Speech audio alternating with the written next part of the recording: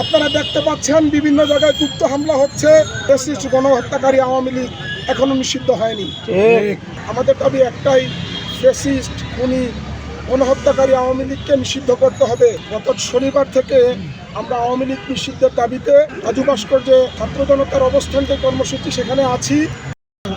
আমরা গত 13 তারিখ থেকে আপনার রাজু ভাস্কর্যে প্রথমে অনশন করেছিল ঢাকা বিশ্ববিদ্যালয়ের 2 জন শিক্ষার্থী ওমর ফারুক এবং আবু সাইদ। তাদের সাথে একত্রতা পোষণ করে গত শনিবার থেকে আমরা আওয়ামী লীগ নিষিদ্ধের দাবিতে রাজু ভাস্কর্যে ছাত্র জনতার অবস্থান যে কর্মসূচি সেখানে আছি। আমাদের দাবি একটাই, ফ্যাসিস্ট খুনি গণহত্যাকারী আওয়ামী লীগকে নিষিদ্ধ করতে হবে। আওয়ামী লীগ নিষিদ্ধ না হওয়ার কারণে এই বাংলাদেশে আপনারা দেখতে পাচ্ছেন বিভিন্ন জায়গায় গুপ্ত হামলা হচ্ছে।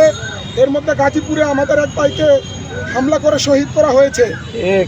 আপনার এটার একটা মাত্র কারণ, সেই কারণটা হলো আজকে 7 মাস বিপ্লবের পরেও বাংলাদেশে ফ্যাসিস্ট গণহত্যাকারী আওয়ামী লীগ এখনো নিষিদ্ধ হয়নি। আর আওয়ামী লীগ নিষিদ্ধের জন্য আপনার রাষ্ট্রপতি তার বিশেষ ক্ষমতা বলে অধ্যাদেশ জারি করে যে কোনো মুহূর্তে আওয়ামী লীগ নিষিদ্ধ করতে পারেন।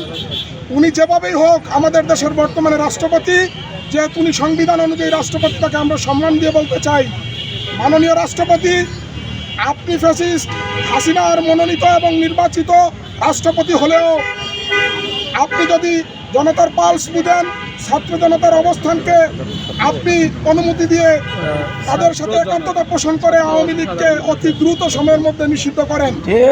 অন্যথায় আপনি যদি ভাষা শহীদদের প্রতি সম্মান জানাতে আপনার শহীদ মিনারে আসেন, তাহলে শহীদ মিনারের পবিত্রতা নষ্ট হবে বলে আমরা মনে করি।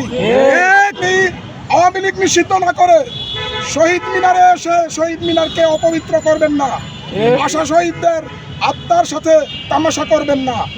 আপনি বর্তমান বাংলাদেশের সাথে যে একাত্মতা পোষণ করতেছেন বাংলাদেশি হিসাবে, তাহলে আপনার একাধিক দেশের পাসপোর্ট আছে, সেগুলা আপনি প্রত্যাহার করবেন।